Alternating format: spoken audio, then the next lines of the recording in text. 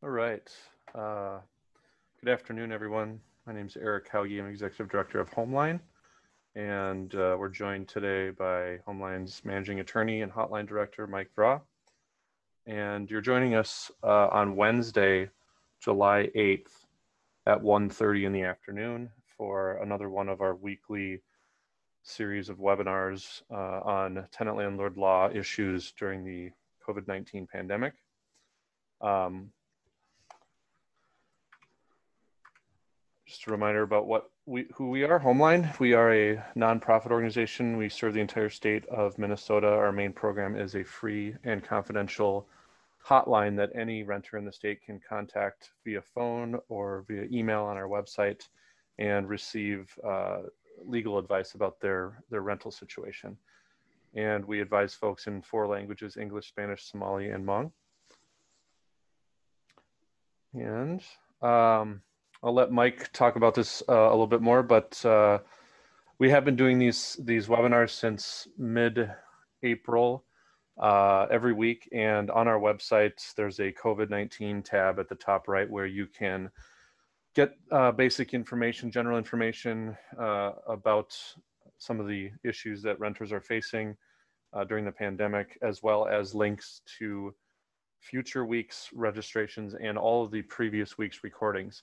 We have since mid-April done this twice a week, every Wednesday, like today, for an audience of tenants and landlords, and on Thursday afternoon for an audience of, an audience of tenants and advocates, and then Thursday, an audience of landlords and property managers. But we have a little bit different plan for next week with a guest speaker. We're going to do a 90-minute presentation. And so I'm going to hand it over to Mike, and he can share a little bit more about our plans for next week.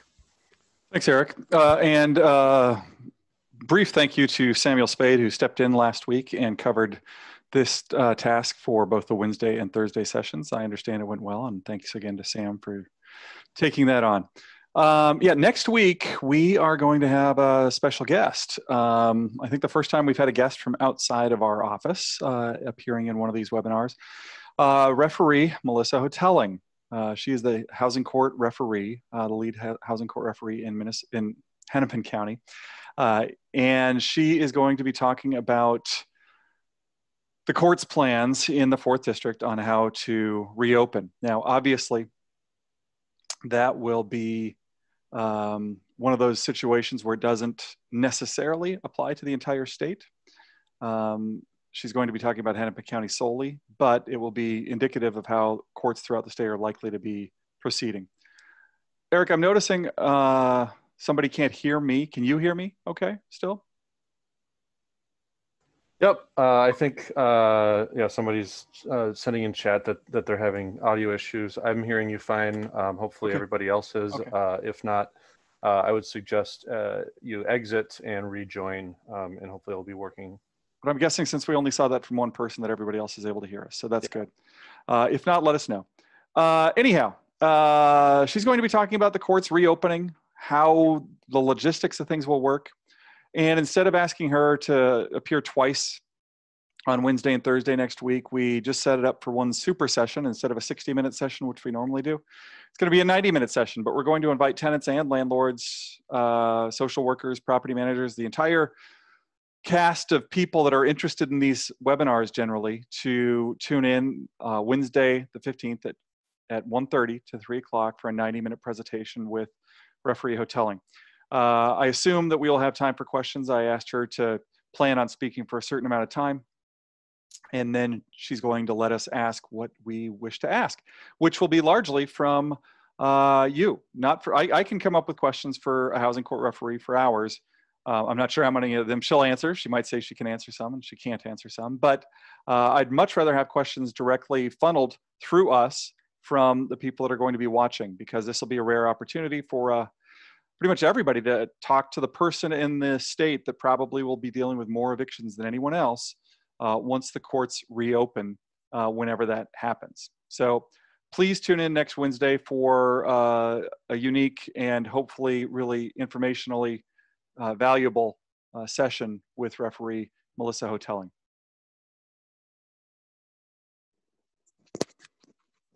Okay, let's dive in and talk about, I'll give you sort of a roadmap for today. What we're going to talk about is a quick summary of where we are with the Minnesota moratorium as we're closing in on yet another deadline for the governor. Then I'm going to be talking briefly about some national information that I'm going to try to extrapolate into Minnesota as much as I can, as far as the wave of evictions that we are anticipating here in Minnesota based on what we're seeing in other states. So once again, this is those of you that have been watching for weeks, and some of you have, some of you are new viewers, and we appreciate both. Right now we're in a peacetime emergency declaration. The governor issued one of these starting in March, and then also issued a subsequent eviction moratorium through executive orders. The eviction moratorium is tied in time to the peacetime emergency declaration. So we've all seen the dials on social media and on the news and in the newspapers that talk about things that are opening, when and how they're opening, whether churches can be open, whether bars can be open, restaurants, salons, bowling alleys, movie theaters, and how open they can be, if they can have 50% capacity, 75% capacity, whatever it might be. Those dials were based on what was called a shelter in place or stay at home order, not the peacetime emergency declaration. The peacetime emergency declaration has been consistently sort of declared since mid-March, and that is what the eviction moratorium is tied to. And so that's the thing that we focus on when we're talking about evictions being fileable or filed again in Minnesota. Obviously, it's been renewed by the governor. These are 30-day declarations. So it started in March, renewed again in April, renewed again in May, and once again renewed in June. It looks likely, as near as we can tell from the indications we're getting, that it's probably going to be renewed again on July 13th. The declaration or statements have come out that there's going to be a special session announced, if it hasn't been formally announced already, which probably implies that a peacetime emergency declaration extension is going to be a given. If the governor declares another extension, a special session automatically is triggered. Normally for special sessions, the governor has to make a declaration about it and actually say, hey, there's a special session that we're going to call. In past years, special sessions have largely been sort of formal. Things have been worked out before the special session is actually declared, and they're very brief. They're a day or maybe two, because the framework for agreements going forward, usually based on budget negotiations, have been reached. But in June, that was the first time we had a governor peacetime emergency declaration when the legislature was not in session. Immediately, a special session was triggered. The Minnesota Senate, controlled by Republicans, voted to end the peacetime emergency declaration, which they have the power to do. The legislature can end the peacetime emergency declaration. However, the Senate isn't enough. It's got to be the Senate plus the House declaring that the peacetime emergency declaration will end. The House, controlled by Democrats, voted not to end the peacetime emergency pretty substantially. And so that meant that the peacetime emergency declaration went on for yet another month. And that's why we have this July 13th, 2020 deadline. As we understand the rules, the governor doesn't have any power to declare a declaration of peacetime emergency any longer than 30 days. So the formal declaration typically has been happening on the day of. So to maximize, I guess, the amount of time that the governor has, plus to sort of do a comprehensive analysis of the situation at that time. What do the COVID cases look like? Are they ramping up? Are fatalities down? Are hospital beds open or full? Getting the latest information is one of the things the governor, I'm sure, is using to decide whether to extend the peacetime emergency declaration each month. But it looks likely that it's going to be renewed this month, but we never know until it actually officially happens. The other prong in the can a landlord file an eviction question is not state-based, but it's federally based. So this comes from what is known as the CARES Act, federal legislation passed in March, very bipartisan. So once again, we have a Republican-controlled Senate at the federal level, Democrat-controlled House, and President Trump, a Republican. And it pretty much sailed through eventually. There were some arguments about how it should work, but it does a lot of things, the CARES Act does, but it does have a huge impact on housing, on evictions specifically. It prohibits evictions through July 25th, which is not that long now. I mean, we're only talking 17 days away from where we are today. When we started talking about this when we first started doing these webinars in mid-April, we again had these 30-day increments for the governor's peacetime emergency declaration. So it was very distant in the calendar future. But now, as we get closer and closer, there's going to be more likelihood that things will simply overlap. Anyhow, who's affected by the CARES Act? It's not all landlords. It's landlords that have a federal subsidy involved on some level, all the way down to a 1 to 4 unit building where the landlord has a federally insured mortgage through Fannie Mae or Freddie Mac. We don't know how many landlords will be affected by this or tenants will be affected by this in Minnesota. Our best guess is somewhere between 20 to 50% of Minnesota rentals. But it's the kind of question that's never been asked before. And in most other jurisdictions where eviction doors have opened up again for landlords to file, we've seen courts requiring landlords to either offer proof that the CARES Act does not apply to them, or at least swear under oath that the CARES Act does not apply to them. It would be very difficult for a tenant to ascertain that information, who's federally or who's backing the landlord's mortgage. The bank has no obligation to tell the tenant that unless there's a formal discovery process, and eviction cases are just a little bit too fast for that to really be reasonable. So it's probably something the landlord is going to have to resolve. Now, one thing that we're starting to realize, well, not starting to realize, but this is going to be more impactful is, let's say the governor extends once again through August 12th. We'll use that as an example. But then stops. There's no more peacetime emergency declarations after that. August 12th is the end date. At that point, a landlord under the CARES Act would still have to give a 30-day notice until the CARES Act no longer applies. And I'm not sure when it would sunset, if there is a natural sunset built into it, or if it needs to be actively ended at the federal level. I'm not sure.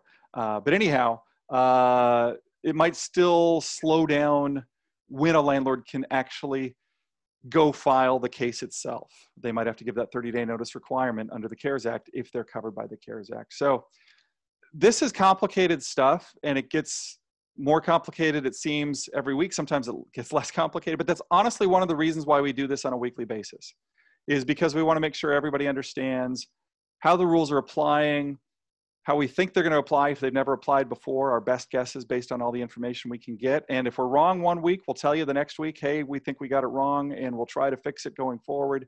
But like I said, these are going to be informed best guesses going forward because we're in some new territory here. So these are the things that we're thinking about when it comes to the eviction moratorium in Minnesota. Again, not just a state question, but a federal question as well. We have seen, by the way, in many cities throughout the country, where cities have banned or put in place moratoriums on evictions.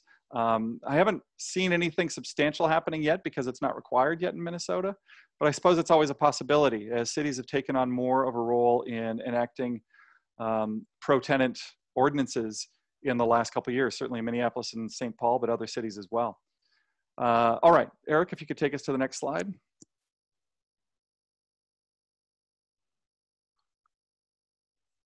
Okay, here's some new information that we've never talked about before. A couple weeks ago, we had a webinar where we entitled it "Predicting the Wave." How many evictions do we think are really going to happen in Minnesota? And we used information from an organization called the Minnesota Multi-Housing Association, a landlord trade group, and they had done a survey of a lot of their members, trying to figure out how many had tenants that weren't paying. And it was somewhere in the 7 to 12% range, depending on the class. There's sort of classes of apartments based on how new they are and how expensive they are. 7 to 12% delinquencies in Minnesota as of the beginning of June. But I decided to look at some national numbers this week. And the one that seems to be cited the most is something from the National Multi-Housing Council, is what it's called.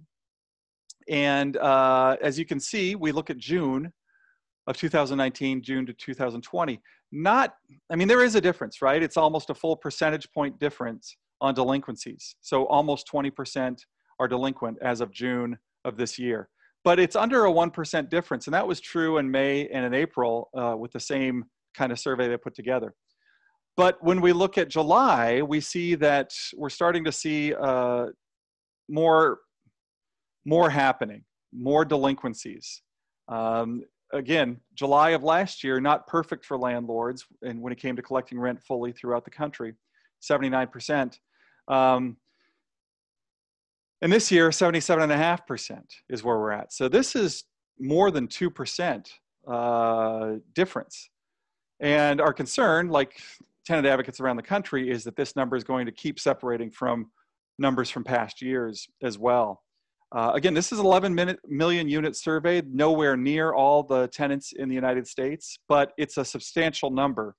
And it's something we can look at as a guide to try to figure out how impactful is this? How many evictions are there going to be that are filed throughout the country? Because delinquencies ultimately always lead to evictions if they aren't satisfied, right? Either the tenant leaves on their own, so the landlord has no reason to file the eviction, or the landlord will eventually file an eviction for non-payment of rent. It's just a matter of when, not really if they'll file the eviction.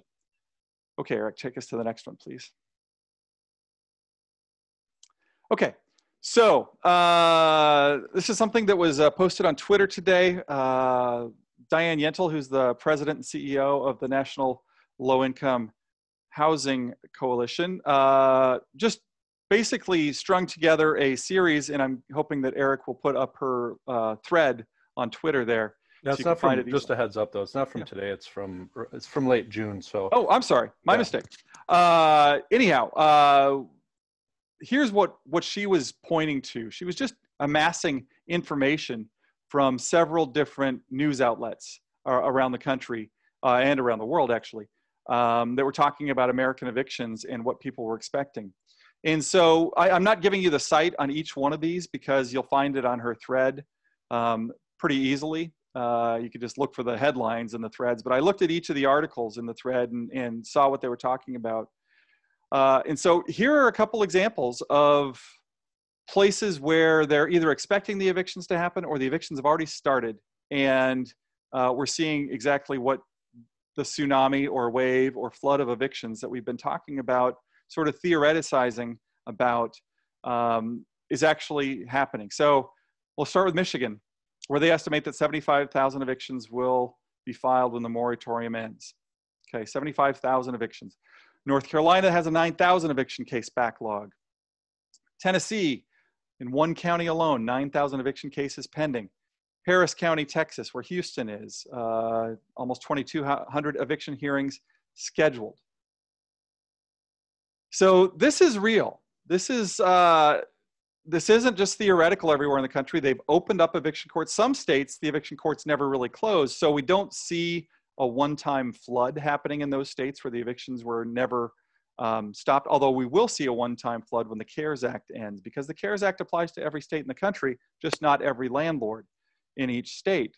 But there will be, I'm sure, a late August huge rush of evictions filed throughout the country in states where evictions have been going on for a while, as well as states that just open their doors for evictions at that point, assuming nothing else changes. The CARES Act is set to end the eviction moratorium on July 25th. There is I guess everybody's calling it a cliff of unemployment payments where there's a federal unemployment boost that lasts until July 31st. If that is stopped and the eviction moratorium is not extended under the CARES Act or some other new act, I think that the likelihood that the tsunami/wave of evictions that everyone's predicting honestly might be low. All the estimates might be low. We've never encountered this before. We've never had this rental society as ingrained as we do right now, and our population's never been this high. With a crisis like this, the closest we come in anywhere near modern memory is the Great Depression in the 30s, and it's just not the same kind of living environment that we had. We didn't have the population density where people were more renting. For instance, places like Minneapolis and St. Paul right now are majority renter cities. There's a couple other suburbs in Hennepin County as well. So the number of evictions that we might be seeing, hard to know, but it looks like it's going to be a massive number. Eric, go on to the next slide, please. We'll talk Yeah. again about Minnesota, unless you wanted to add something. Yeah, I wanted to add, I'm going to put another article in the chat, the Washington Post article from yesterday or the day before, I can't remember, that I think it's just another good picture of what's already happening. So for example, it cites Milwaukee that opened up in late May, and they're seeing a 13% increase in eviction filings compared to the same time last year. And they've done some data analysis with Matthew Desmond's eviction lab, where it's showing that 2/3 of the cases are filed in majority Black neighborhoods. So there's a specific, fair housing impact that's happening here too. Right. And Eric, somebody had mentioned that they wanted to see, do you have the list posted somewhere of CARES Act known buildings that are covered right now in Minnesota? I know we've put that on the chat box before when people have asked for it. You know what I'm asking for, right? Yep. I see that comment. I'll put both of them up. So there's a ProPublica search tool that you can actually type in an address. So that's there.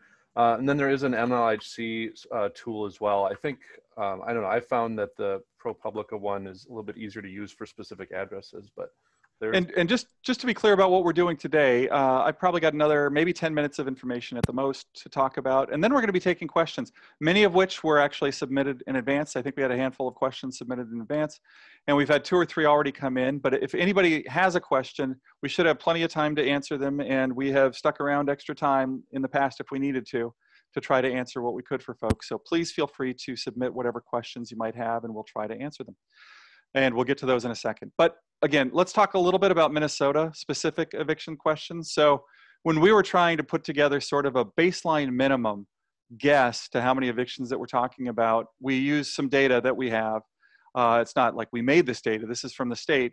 But over the last 5 years, over 16,000 evictions filed. But those are not all residential places where people live. Some of these are commercial rentals, and they're also not pure rental situations. An eviction is the last phase of a foreclosure. So, traditional single family home that doesn't make their payments, the bank will go through several steps, and the last step they go through is the actual eviction being filed. Same kind of courts as everywhere else. It'll look like an eviction unless you look at it a little more carefully in the court database. So our best guess, 14,000 residential evictions on average the last 5 years, which means a little under 1,200 evictions per month in a normal year. And then go on to the next slide, please. Thanks. Yeah, so I'm going to go to the big bold line down there, 4,665 cases skipped. That's what we think right now is bottled up in a normal year. If we had just turned off evictions in a normal year for April, May, June, and July, which is effectively what's happened. I mean, a landlord can still file an eviction for just a couple of reasons that I'm not going to go through right now because they're so numerically insignificant right now. It doesn't matter that much. We're just talking about the sheer volume of what we're looking at here. So probably somewhere in the 4,500 to 5,000 eviction range in a normal year that have been bottled up. But as we just saw, rent delinquencies, at least on the nationwide level, are worse this year than they were last year by about 2%. So if you just add 2% to that number, then that's going to be a substantial increase in the evictions. I'm not sure if 2% is an accurate gauge. The difference in Minnesota, I think it's probably a little bit higher. But and what we're not trying to do here is just scare people or doom and gloom this whole situation. We're trying to assess this realistically. The title on this slide is Courts, How Can They Manage? It's a real concern for our clients. It just is. I mean, people that work in our field, obviously, but who we're really concerned about is our clients. How is a court going to be able to manage to do these cases effectively is a fair question, because even before COVID-19, the eviction process was, if you watched a calendar, a typical housing court calendar in Ramsey County or in Hennepin County, it does feel a little like a almost conveyor belt machine. And so with Zoom cases happening, with phone-in cases, is it going to be harder to get that kind of efficiency managed at the really full courts. And the other courts throughout the state, they're going to have a backlog of other cases too. In Hennepin and Ramsey County, we have housing courts that do nothing but housing work. So they're likelier to be able to try to deal with this tsunami that we're going to see. But in other courts throughout the state, they're going to have 4 months of every other case waiting to be filed and heard. And so judges are going to be probably trying to get through these as quickly as they can. And that's always a concern for an attorney, or certainly our clients, that in the spirit of efficiency, that the key legal steps are all still followed. And we want to make sure that that's happening. And we're going to be trying to observe as many cases around the state as we can to make sure that things are being done as correctly as they can. Eric, if you could go on to the next slide, which I think is our last substantial slide before we go into questions. Yeah, it is. So one of the questions that I've been asked many times throughout this is, will landlords actually file the evictions? I mean, is it the right move for a landlord to file? And that might seem like a no-brainer to people. Hey, wait a second, they haven't gotten rent maybe since March. Maybe March was the last time a tenant paid the rent. So tenants haven't paid for April, May, June, July. Of course they're going to go file an eviction. Why wouldn't they? Well, again, we're not in normal times. A landlord needs to think, what do I get if I win this eviction? That's how landlords should be looking at these cases. And a landlord should understand, and almost all of them do, if they win the eviction, what they win is possession. How I always explain what happens in an eviction case, really symbolically, is everybody puts the keys, all the keys they have, in front of the judge, and then the judge decides at the end of the case what to do with the keys. That's really the one power the judge has. Now, sometimes the judge can give a key to the tenant that will only work for a week or something like that. But the judge's real job is to figure out who gets the place. If the landlord wins an eviction, if they truly win an eviction, they don't win money. They win possession. Now, a lot of times the tenant will settle with the landlord or come into the court with all the money, or they'll set up a payment plan, and the landlord might think they're winning because they got the money, which is what they really wanted. But that's not truly winning an eviction. And that's what the court's job is to figure out, is who gets possession. So if I'm a landlord and I got a tenant that hasn't paid 4 or 5 months of rent, and the first thing I'm probably going to ask them is, can you pay anything right now? Because I don't want to go file an eviction against you. It costs me money. I got to pay the filing fee of $300, hire somebody to serve you some papers, probably another $75 or $100, and maybe hire an attorney depending on where I am and how my business is set up. I might have to have an attorney. So you could be looking at $700 to $1,000 that a landlord is paying for an eviction. Plus it takes time. Usually it would take 20 to 30 days. It might take a lot longer. The courts aren't bound by the same deadlines they used to have because of some legislative changes during COVID-19. So a landlord might go to a tenant and say, well, instead of me going to file an eviction, what can we work out? Do you have any money now? And what they might find is a lot of tenants that said, because we've heard from these tenants that say, you know what, I don't have all the rent, so I don't see the point in me offering payment right now, but I have some of it. And I'm going to keep it to move to my next place when the eviction moratorium gets lifted. And I get that strategy for a tenant to think that way, but it might be the best move for the tenant to say to the current landlord, okay, look, I know I owe you 4 months of rent. Let's say it's $1,000 a month. So I owe you $4,000. I don't have that, but I do have $2,500 right now. And my job just restarted, and I can start paying you, instead of $1,000 a month, $1,500 a month. And I can get current. It'll take me 7 months. Let's write it all down. We'll write up a plan.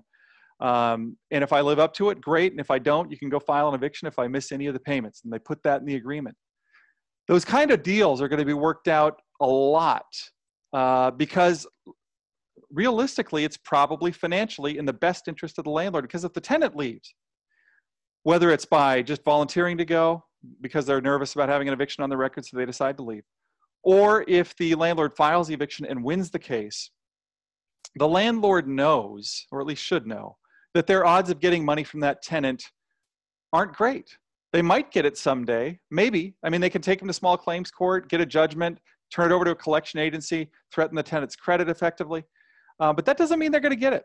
That doesn't mean they're going to get the money. The landlord's best bet to get paid back for that time is to try to work something out, probably with the current tenant, if it's feasible. Now, there's going to be some tenants that don't have any money. And then the landlord's going to look at this realistically and say, I got to pull the trigger. That's what they have to do. I got to go file the eviction. But a landlord looking at the cost-benefit math analysis should, approach their tenant and say, hey, you know what? Starting next week, I can file an eviction. Don't want to. but what other choice do I have? Tell me what you can do. And I think that there's going to be a lot of conversations like that around the state when the eviction moratorium gets lifted. Okay, thanks, Eric. All right, Q&A now, and just a reminder, we did have a few questions submitted in advance, so we'll get to those first and then tackle a couple that have come in, but we still have half an hour, so if you have any other questions, feel free to send them in. First question is from Norma. Do you think that Governor Walz will extend Executive Order 20-14? Yeah, so thanks, Norma. Like I said, we don't like to speculate on this because we don't have any sort of inside track that ever at any of these times what was going to happen. But there have been indications, and Eric, I think you posted something in our internal back and forth today that that the governor was talking about a special session. What was that again that you posted? Yep, I just put it in the chat right now. There was a Strib article from this morning that basically cites Walz as saying he intends, let's see what exactly it says. Yeah, at the state capitol, a special session is automatic if Walz extends his emergency peacetime powers for another 30 days. He said he intends to do that next week. Yeah, so the governor has extended the peacetime emergency. I guess this will be the fourth time, right? The extension for the fourth time, I believe. Yeah, it started in March, yep. Extended April, yep. May, June. So the first two times, the governor announced the extension day of, but the legislature was in session at that time. Last time, the governor gave a couple-day warning, if I remember right, that the peacetime emergency declaration is going to be extended. I think, sort of logistically thinking, like, look, I want the legislature to be able to convene quickly. And they can't do that if I spring this on them at the last second. It's going to take a couple days to ramp up. So I'd rather that they know I'm going to do this.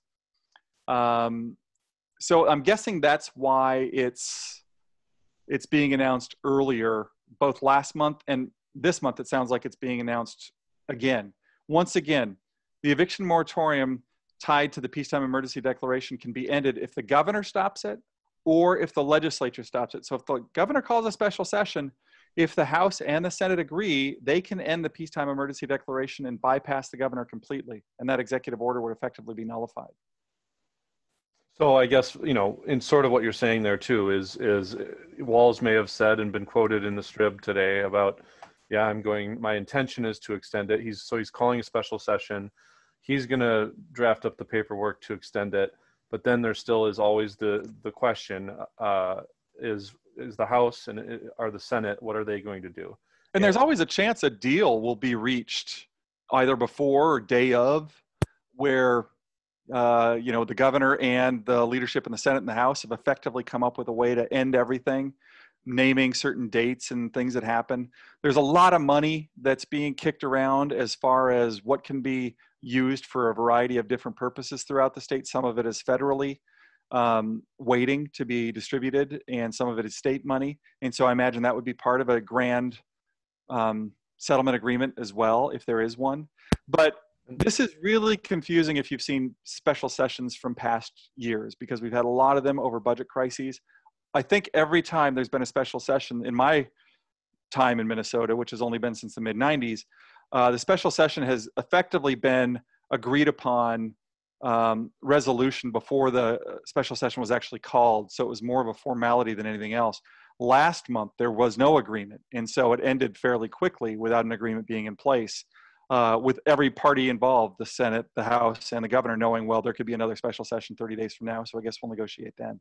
And I think an added complication now is that, you know, in the past special sessions, it's kind of been this this back and forth about we want the legislature to put something a little bit more on the books about the extension, about the eviction suspension, and also we want rental assistance. There's been a request by a large coalition for a minimum of $100 million in rental assistance from the legislature. So what I've heard this week, and I was on a call earlier today and got some confirmation of this now, is that it appears that the governor is going to take part of the CARES Act funding that the state received, somewhere from $50 to $100 million.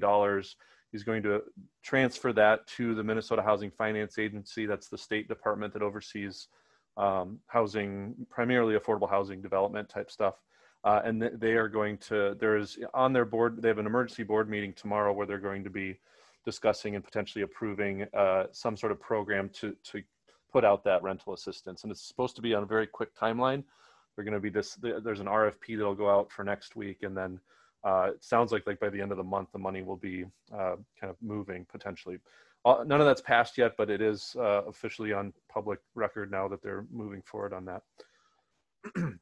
All right, next question. Cassidy asks, if you're on a housing subsidy and I'm guessing this meant to say CDA, so the Community Development Agency or the Housing Authority, if you're on a housing subsidy and that the agency that oversees it terminates your voucher, do you have to pay full rent or just the amount you were paying originally, I think is the question. Okay. So yeah, one of those cases where we'd want to talk to somebody because we want to make sure about all the specifics. If I understand the question right, I think yes, you would have to pay the full amount if the voucher is terminated. Again, if you don't pay it right now, it's not like the landlord can do a lot because the eviction moratorium is in place and the CARES Act probably would still apply even if they tried to take the subsidy away. I think that would be a tough argument to make that, hey, we took away the subsidy, so the CARES Act no longer applies to us. But the short answer is probably. The landlord could demand full rent payment at that point. But we'd want you to contact our hotline, as you can see on the screen, our phone number, and we have an email and attorney service. Both are free. We'd want to make sure about all the details of that before we'd say for sure. And then Catherine asks, water damage and foundation and structural housing code violations, verified black mold growth because water heater is leaking. So it's not exactly a question, but I'm guessing maybe that's what this person maybe is a tenant and is experiencing this. Yeah. Yeah. Once again, we get about 15,000 calls a year, and they're all free. And we have 6 or 7. We have a few different attorneys that are half-time, so it's hard to keep track of my mind exactly how many people that we have that are attorneys. We have law student volunteers. We have a lot of other volunteers with a great community experience. And we can answer questions like that on a really specific sense. Mold, by the way, first of all, a non-COVID year, the #1 reason people call us is repair-based questions. And in about 20 to 25% of our repair-based questions, mold comes up.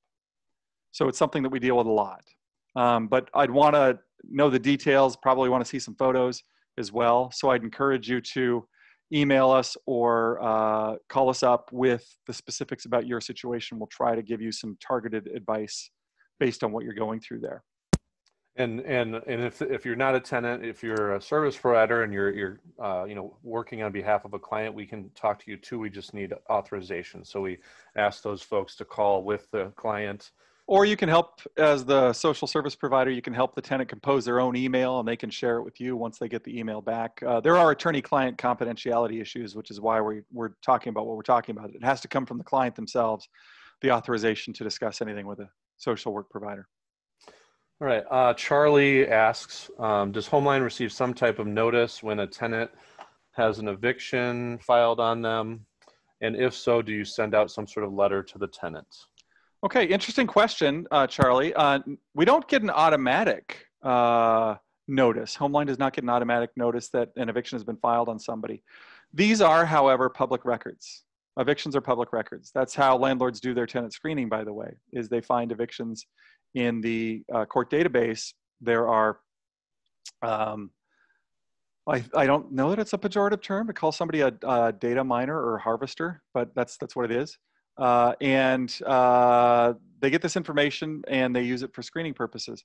We use the information to note that somebody has an eviction filed against them. And we have various times in Homeline's existence sent letters to various geographic areas. At present, for the last year and a half, we've been sending out letters to every eviction recipient that has one filed against them, every tenant that has an eviction filed against them in the 7-county metro area. And essentially what our letter says is, hey, we noticed an eviction was filed. We have attorneys you can talk to for free. Here's how to contact them. And people have been doing that obviously they haven't been doing it for the last 4 months because there have not been many evictions filed. But once evictions start up again, our plan is to once again be sending letters on a twice weekly basis to tenants so they get it in a timely fashion and have enough time to talk to us.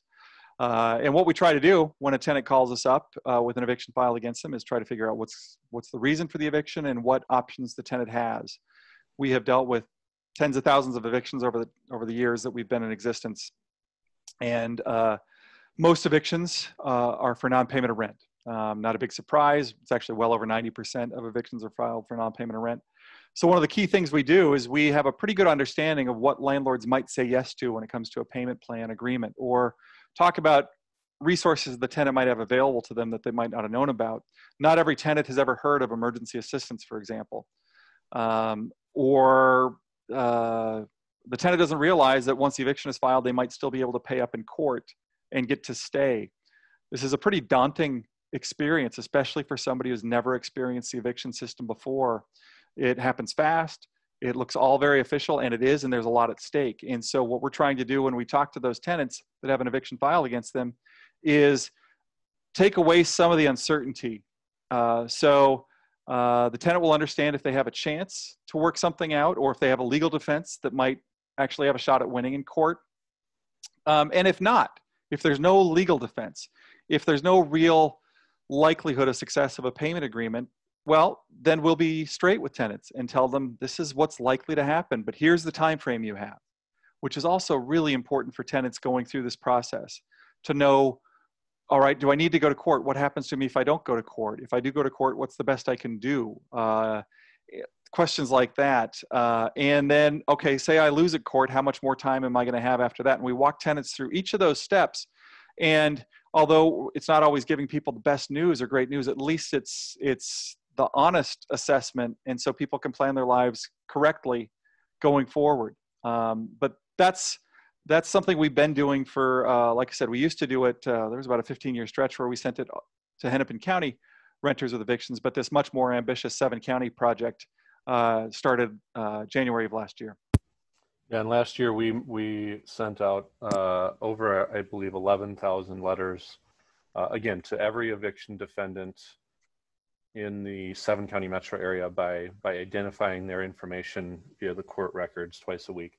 And we are doing that right now too, because there are still some forms of evictions being filed, much fewer than in normal times where 95% are non-payment, but there still are some being filed, and so we're still mailing those out. All right.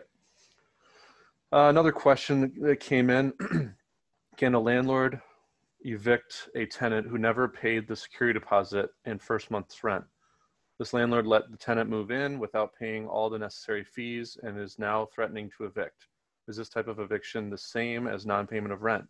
And is it covered by the peacetime emergency order? Okay. I guess I get the sort of the thrust of that question, which is saying, hey, wait, this isn't a pure non-payment where somebody was in and they just stopped paying. And leave that on the screen until we're done with it. Eric, thanks. But I think this is clearly a non-payment case.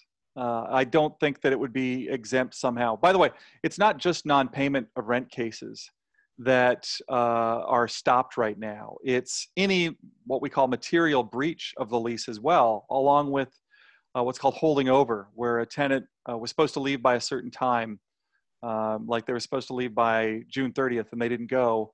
Normal years, a landlord would file an eviction on July 1 for holding over. So they can't file an eviction for that right now either. The only way a landlord could file an eviction right now that really works is for the tenant seriously endangering the safety of others on the property, or violation of a specific statute that has a list of things, illegal drugs, illegal guns, prostitution, contraband, and domestic abuse. Those are the only things that a landlord can file an eviction for today. So whether this is a non-payment case, or I guess there's a sort of a theoretical argument that this would be a breach of the lease case, neither one can be filed right now. They're both covered by the peacetime emergency order. It's an uncommon story, what you just described. We take a lot of calls, a very high volume of calls, and we hear the stories that happen again and again. Most landlords don't give the keys up without a substantial amount of money up front, first, last deposit, depending on the city they're in. That might be limited to some extent, but that's, you know, a lot of landlords are getting a fair amount of cash up front before they ever give the keys. So that's a pretty uncommon start to a landlord-tenant relationship. All right. So, and then we have a question from Linda. If the eviction wave hits 25 to 30% of low-income renters and city-by-city moratoriums do not occur, what percentage of those successfully evicted will be forced into immediate homelessness? And how many will get sick? How many will die by estimation? Is this something Homeline knows, this type of estimate? Could public health departments do their math if we take Homeline's estimates of evictions over to them? Could hotels be prepared for these families so they can be sheltered, feed their kids, isolate, quarantine while they file for federal assistance or county general assistance? Okay. Well, I said earlier, we're not trying to doom and gloom things, but Linda's clearly going darker than we were with our conversation earlier. I guess if I'm going to sort of play this one out mentally, part of it depends a little bit on when the moratorium on evictions ends. Let's say that the eviction moratorium is lifted and landlords can effectively file evictions on January 5th, for an example. I think that would endanger a lot more people in Minnesota just because of the weather that we have and how, you know, literally being outside on some days will kill you for a certain amount of time versus the eviction moratorium being lifted in September, for instance, which a little bit more seasonal. I'm not saying that it's great to be homeless in September, but versus January, it's much more livable. And so I think that would have a huge impact on how many people are going to get sick, how many people are going to actually die. We've never done any kind of statistical run like that. Eric, do you know of anything done anywhere so far? Kind of trying to predict that sort of dire question. I'm not really. There's been just a lot, I think, you know, by Eviction Lab and others to try to just on a national level try to identify, but a number of evictions. But I'm not sure it's gone down that path. But it's a valid way to frame it. Well, it's a fair question for sure. And it's a real question. This is going to happen to people. People are going to lose their homes. People are going to get sick. There's going to be people that die because of this. And the fairness part of this is it probably had nothing to do with anything they did or didn't do. They lost a job because the world fell apart and their job disintegrated. It's not because they didn't show up to work. There was no work to show up for. And so it's heartbreaking to be sure, but that kind of statistical analysis, I just don't know that it's been done in a meaningful enough way to be useful. Maybe it has, and I just haven't seen it. But it's a fair question for sure. All right. Okay. Sorry. Okay. All right. The next question is. Can a landlord send out a demand for rent or notice to quit under the current policy? Well, I think those are different things. A demand for rent, the landlord, I think, can certainly send out. The governor's executive order effectively banning evictions was very clear. Rent is still due. There's no question about that. Rent is still due. So a demand for rent, a landlord can send. A notice to quit implies that it's a landlord telling a tenant to leave by a certain time. We see those named different things: notice to quit, notice to vacate, non-renewal notice. But that is almost certainly a termination of the tenancy, which is prohibited as well under the governor's eviction moratorium order. So I think the notice to quit part, I don't think a landlord can do that right now, but the demand for rent, I think that they can. And some landlords do that on a regular basis. They'll send out a monthly, here's what you owe. Other landlords only send it when somebody's behind. But in both cases, I think that they can send that out. All right, and then another question from Linda. Does it still cost a tenant in Hennepin County $300 to expunge a past eviction, even though it was settled out of court and filed in error? Short answer on that one is, yeah, it should cost you $300 unless you qualify for a fee waiver. So The reason why an eviction expungement costs money, by the way, is it's because it's a motion filed with the court. The general rule about courts is whenever one side or the other files their first motion in court, they're supposed to pay the court filing fee, which is set roughly at about $300 throughout the state. And so that is in many cases the first time the tenant has ever filed a motion in that court case, in that eviction court cases for an expungement motion. The fee waiver, also called an IFP or informa pauperis, is something that people can qualify for. And if they do qualify for it, they don't have to pay anything. It's not a sliding scale. It's either the 300 or the 0. If the person trying to get the fee waiver receives any type of public assistance, food stamps, what anybody might refer to as welfare, basically, they'll almost certainly qualify automatically for the IFP.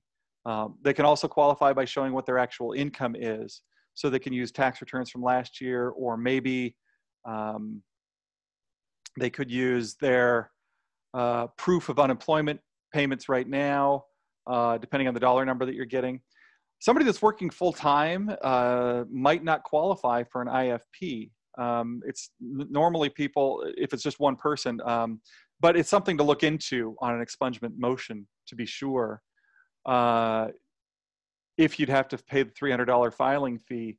It's actually one of the things that I talk about when people call our tenant hotline and say, I want to get an expungement. I'll talk about how old the eviction is, what it was for. You know, if it was for money and the tenant is actually settled up with the old landlord, is it worth it to go try to file the expungement motion, or should they just try to convince the next prospective landlord to contact the old landlord? There's a lot of cost benefit, but if somebody's actually paying the $300 to file the expungement motion, I mean, we do talk about the fact that not all expungement motions are granted. It's not an automatic, you know, just rubber stamp from the court, especially outside of the core counties where they have a more systematic way of approaching expungements. Throughout the rest of the state, expungements are decided by judges, and there's a wide variety of decisions that seem to come out through those judges when it comes to expungement requests. What has been happening increasingly in the last few years is that tenants ask for expungements as part of the settlement agreement if they live up to it, which seems to be universally being granted through most of the state now. But it's something that we advocate tenants try to do whenever they can, so they don't have to file a subsequent motion for an expungement later. I know that doesn't help somebody that's trying to deal with one that's already on their record, but it is something to consider.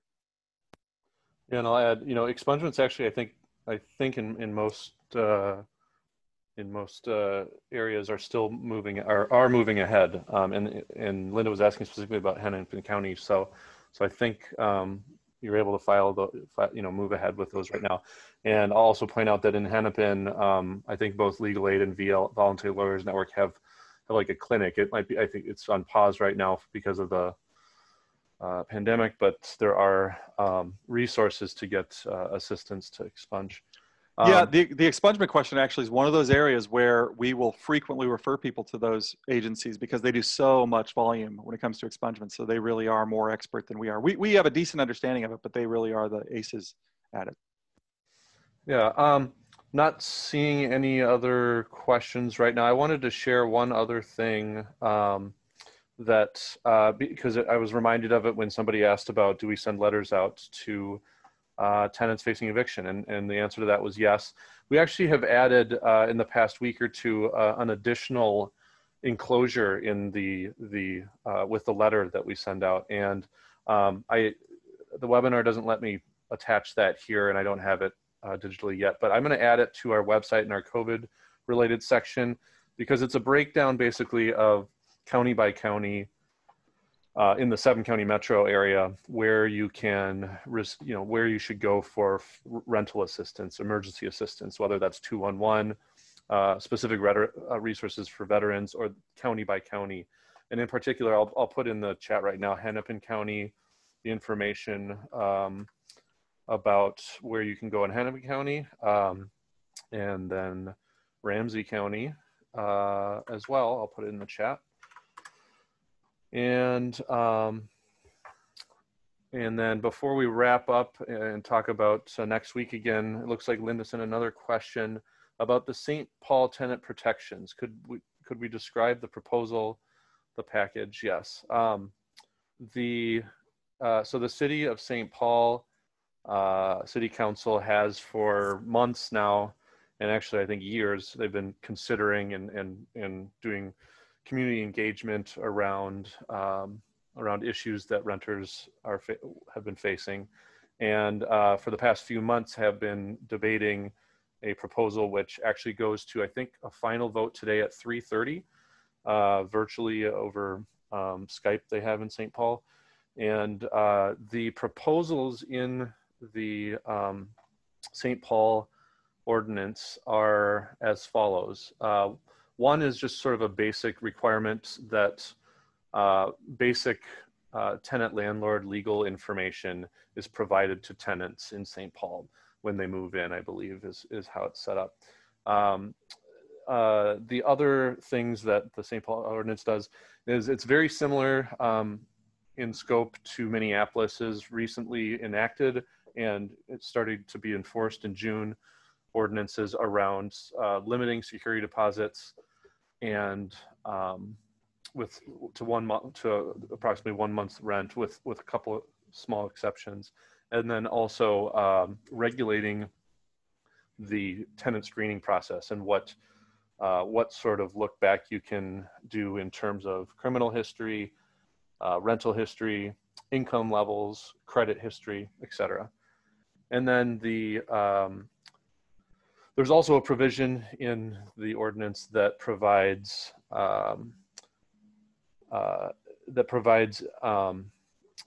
some requirements when apartment buildings that are deemed as affordable are sold.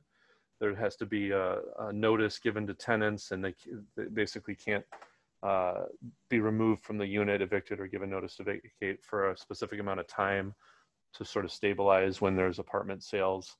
And if that happens, then there's relocation benefits that kick in. And then the last thing it does, which is sort of a new thing that's gone a bit above and beyond what some of the other cities like Minneapolis have taken steps on, is that it creates a just cause notice requirement for termination of a lease.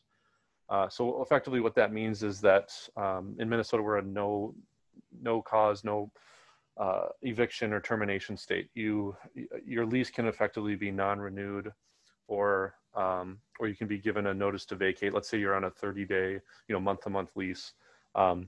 If your landlord wishes, they can simply give you that 1 month notice, if that's what the lease states, and to terminate your lease, and they don't have to give a reason. They just say, this is your notice. And so what this provision does, and it mirrors this is not a new idea. It's something that is already in effect for probably thousands of units of subsidized housing in the state, as well as residents in manufactured housing. They have these similar protections against no cause terminations. And so, yeah, that's what they'll be voting on today. And it would set up, I can't remember the list off the top of my head, but there's like 8 or 10 reasons, including non-payment, material violations of the lease, et cetera, that would be valid. But effectively, you can't just give a notice or a non-renewal with no reason whatsoever. Yeah, and a couple of weeks ago, we did when Minneapolis enacted their ordinances, their new set of city ordinances, we spent, 15, 20 minutes talking about that one session. I could see that in a future session for us as well, trying to cover the ordinance if in fact it's voted through today. But I think the current version doesn't actively go into effect until March. Is that right? Yep. Sorry. Yeah. As currently drafted, and what I think they're going to be voting on at 3:30 today is that it would become effective March 1st, 2021. All aspects of the ordinance, and regardless of units or size. Okay. So seeing a note from Linda. Yes, I'll save the chat and put these links up with the recorded video. Again, recordings of all our previous sessions are on our website. There's a little tab at the top right that says COVID-19 and a drop down, and you can get registration for next week, as well as as well as links to the recordings and whatnot. And I'm going to quickly buy some time here and try to find, okay, here we go. Here is the link to register for next week's session, which again will feature a guest speaker, a district court referee, Melissa Hotelling in the 4th Judicial District, which is again Hennepin County. And so there'll be an opportunity to hear a little bit about how Hennepin County is planning for eviction cases and other tenant landlord related cases to progress once, well, currently and once the suspension ends, and we'll take questions probably, about that process. Obviously, I don't think the referee can answer some of the legal questions that we get asked a lot, but we'll tackle those, and she'll be able to answer questions about Hennepin County's plans. Anything more to add, Mike?